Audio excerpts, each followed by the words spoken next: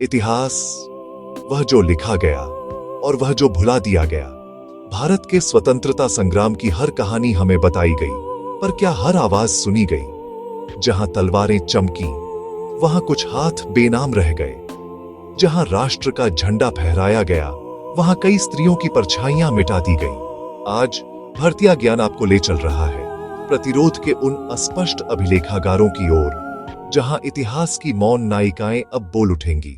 1857 स्वतंत्रता का पहला विस्फोट। लक्ष्मीबाई के साथ एक और नाम था, झलकारी बाई।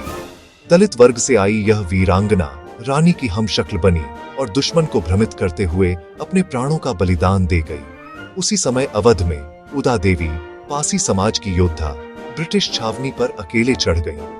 पेड़ पर चढ़कर स्नाइपर बनी और गिरते हुए भी अपने शत्रुओं पर वार करती रही। उनकी कहानियां मिटा दी गई क्योंकि वे राजघरानों से नहीं थी, पर इतिहास की आत्मा में उनका रक्त अब भी बहता है।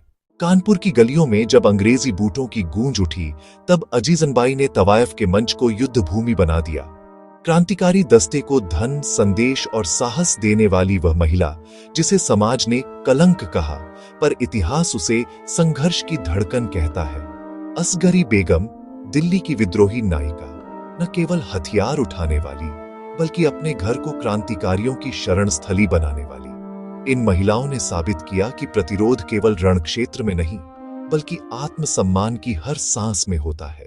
1931 जब चिटगांव में बंदूकों की गूंज उठी, वहां एक युवा चेहरा चमका, प्रीतिलता वाद्यदार। विदेशी क्लब पर हमला कर उन्होंने उपनिवेशवाद को सीधी चुनौती दी। वह पकड़ी नहीं गई, उन्होंने साइनाइड खाकर अपनी आत्मा को आजाद किया।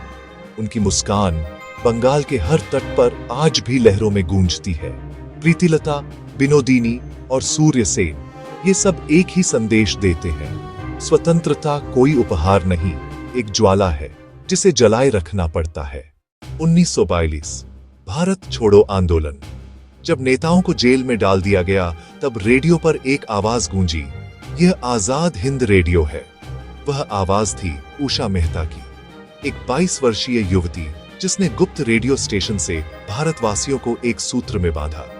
अरुणा आसफ अली ने कांग्रेस का झंडा मुंबई के गोवालिया टैंक मैदान में फहराया और आजादी की हवा में अपनी आहट छोड़ी। उन्होंने कहा था, मैंने केवल झंडा नहीं फहराया, मैंने उम्मीद फहराई।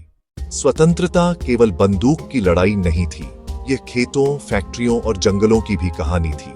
गोदावरी परुलेकर, वर्ली जनांदोलन की नेता, जिन्होंने आदिवासियों के अधिकार के लिए क्रांति की मशाल जलाई, और झांसी की रानी रेजिमेंट, नेताजी सुभाष चंद्र बोस के अधीन, जहां कैप्टन लक्ष्मी सहगल जैसी महिलाओं ने ब्रिटिश साम्राज्य को चुनौती दी। ये स्त्रियां थीं जिनके पास शक्ति भी थी, संवेदना भी और उद्देश्य भी। इतिहास केवल विजेताओं का नहीं होता, यह उन लोगों की धड़कनों में भी लिखा होता है जिन्हें भुला दिया गया। झलकारी, उदा, अजीजन, प्रीतिलता, उषा, गोदावरी, लक्ष्मी, ये केवल नाम नहीं, ये चेतना है जो हर उस स्त्री में जीवित है जो अन्याय के विरुद्ध खड़ी होती है।